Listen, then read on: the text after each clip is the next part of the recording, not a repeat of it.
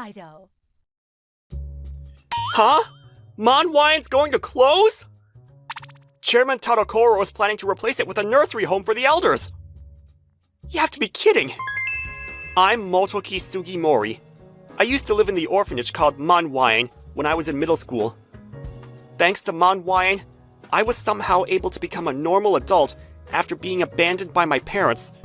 I just couldn't wait and do nothing, so I visited the orphanage myself. Chairman Tadokoro, I heard you're closing down, but is that true? Yes, we're still thinking about it though. After the previous chief of staff quit due to his illness, the second chief of staff also quit her job due to family reasons. And now, the chairman also has to be the chief of staff. Even if he hired new employees, they would end up quitting. So he thought it would be best to close down rather than to look for a new chief. That's what the board directors are thinking. Manwayan is an important place for kids. Can't you do something about it? I heard you became a nursery teacher, but how many years have you been working in the field? This is my 10th year. You have a reliable working background.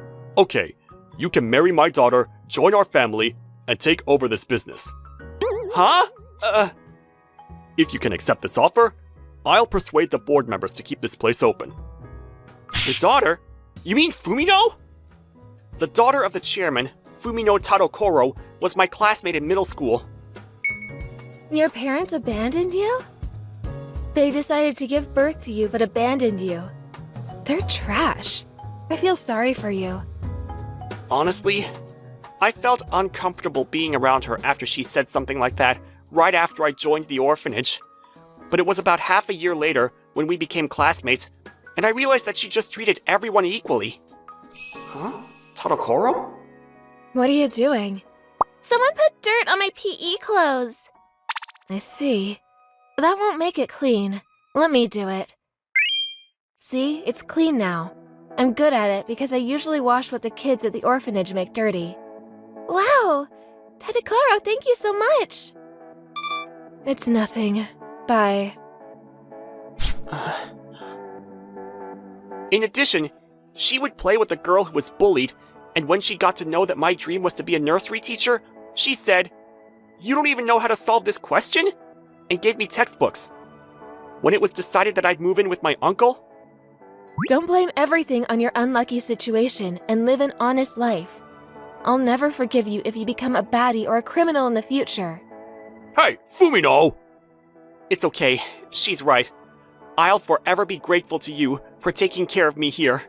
Thank you very much. Thanks to you too, Fumino. I'll miss you. Let's just go already. Like that, her words were fierce. But... according to the chairman, it's probably because of her personality, but she still doesn't have a boyfriend. When we were talking about it... Oh, Fumino! We were just talking about you. Huh? Are you Sugimori? Long time no see. The chairman explained what happened, and when he suggested that we get married, she got really angry. That's what I expected. Sure, I don't mind. Huh? You're okay with it? Okay. Phew, that's a relief. I never thought I'd see you get married. Our marriage was arranged like that, and on one condition. I was starting to get tired of being told to get married. But I have a condition. I guess you already have an idea because we're just getting married for benefits. But I want my own bedroom. And I don't need any children. Oh, okay. And I don't want to interact with children. If you're fine with that, then let's get married. We can get a divorce and do whatever we want once the business gets stable. It's actually refreshing at this point to be avoided so extremely. But we got married like this. And at the same time, I became the chief of Manwayan, while Fumino worked as an office worker at the admin. A week passed since I started working here. I'm starting to understand how things work here. The person who's in charge is Hiromi Narasaki, the oldest staff member. Mr. Mitaki, you'll be coming to my open school the day after tomorrow, right? Yes! Will you come to mine too? I'll be singing a song. Hey, Mr. Motoki. It's our policy that we won't go to any of the kids' open schools. Miss Narasaki, I heard about the policy, but I want to change it so that we can participate as much as possible. We're already short of hands. Even if you manage to participate this time, what would you do next time? Inequality brings trouble. Spoiling's not always the best way to educate. At the end, Miss Narasaki pressured me with her opinion, and I wasn't able to participate in anything. Miss Narasaki treated everyone equally for better or for worse, and she never let it go easily when she got mad. Wait! Miss Tanaka, it's studying time right now. I'm sorry, but Takumi is still young, so I don't think he needs to study. It's important to make a routine. And how come you treat him as an exception? Even if you're a part-timer, I hope you can understand that your job affects the children's future. I'm sorry. Miss Narasaki, I get what you're saying, but can you act more kindly? We play the role of their parents. I need you to think more seriously when you act, Mr. Matoki. But the way you speak is also important. Excuse me, but... We would often get into fights nowadays.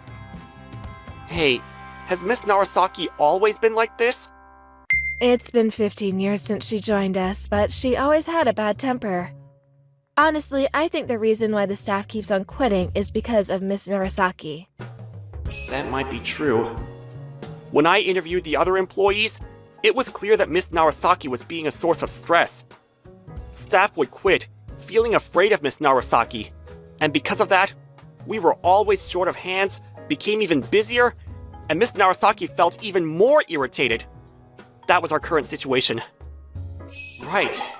If she feels irritated because we don't have enough staff members... To solve the labor shortage, I contacted my friends I knew from my training college, and I asked them if they could come work for us as nursery teachers.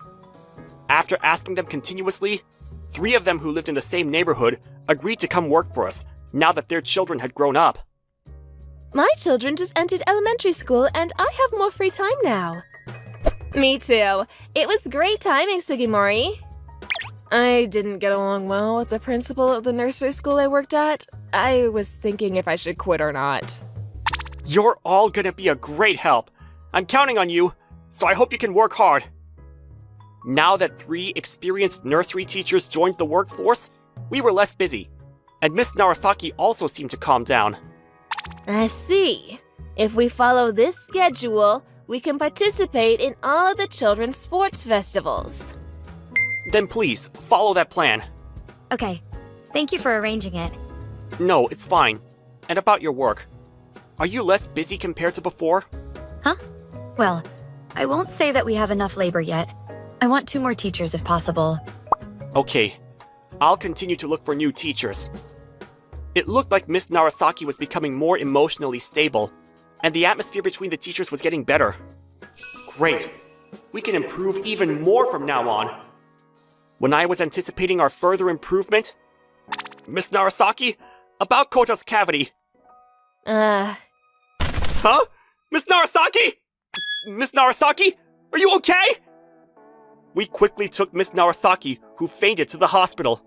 Fortunately, there weren't any major health problems, and the doctor diagnosed her with overwork. The next day, Fumino and I visited Miss Narasaki at the hospital. Hello! Mr. Matoki, Miss Fumino, this is a gift. Here you go. Thank you. If you have any laundry, I can wash it for you. If there's anything you need, feel free to tell us. Oh, I'm sorry. No, don't be.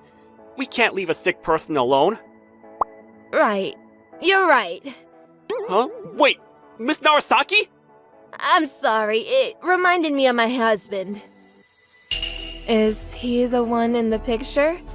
Yes. When Miss Narasaki just got married, she used to work at another orphanage, and as a very hard-working person, she looked after the children morning and night.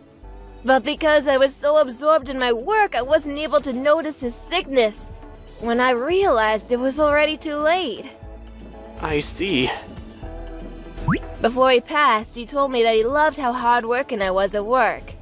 So I decided that I'll never quit my job and just devote the rest of my life to the children. But it makes me cry to think that if I was able to support my husband like you two do each other, he might have still been alive. I'm sorry I reminded you of your sad past. I respect you for trying to protect your promise with your husband, but I don't think you have to be so serious about it.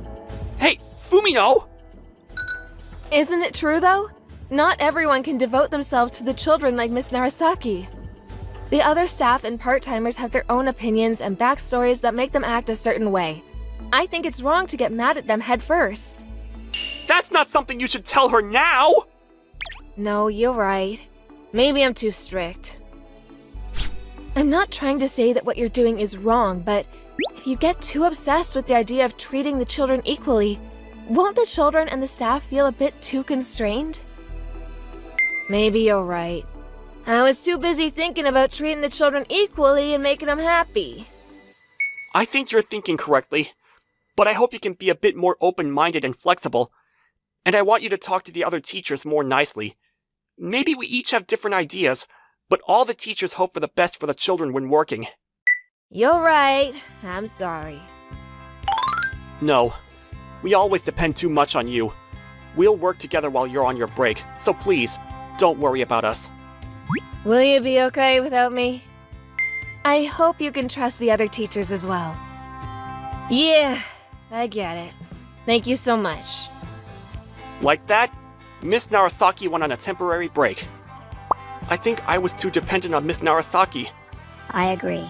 Maybe we were all too dependent on her. Maybe I still lack experience, but let me be in charge of Miss Narasaki's duties. I'll do it too! Everyone volunteered to cover for Miss Narasaki's work.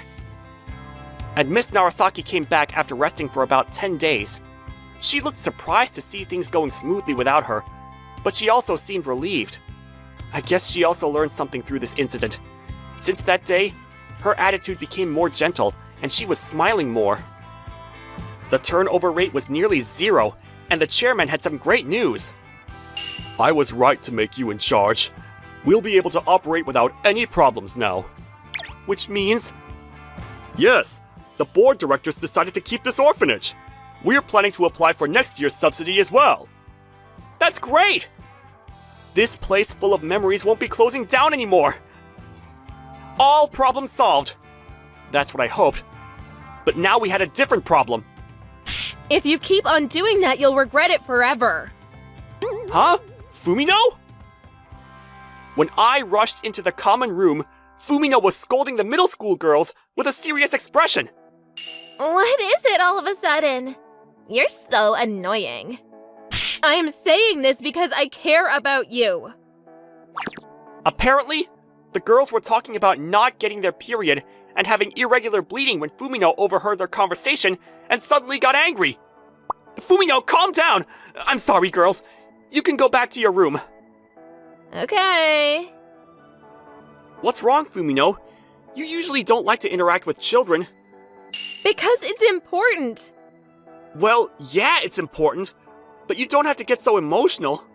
I don't want them to end up like me. Huh? Like you? I'm infertile. Huh? Actually, when Fumino was younger, she had continuous irregular bleeding, but she was too scared to visit the Obgyn and left it like that. As a result, it was too late to get it treated, and she ended up being infertile.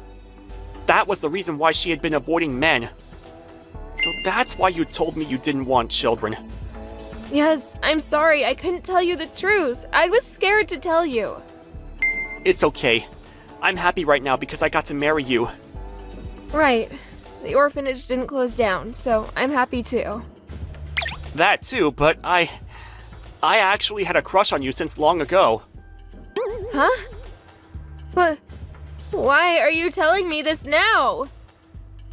Because I realized my feelings for you when we met again. By the way, how come you married a man you don't have feelings for? Huh? I never said I didn't like you. I also had feelings for... Huh? You always stayed with the children when they cried.